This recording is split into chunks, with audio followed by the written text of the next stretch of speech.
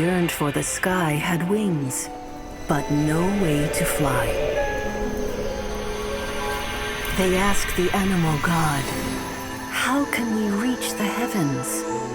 To which the animal god replied, "You have yet to find that which is most important."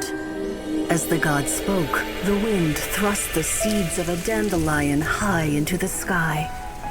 The birds thrust out their wings, but the breeze was all too mild, leaving them to stumble across the earth.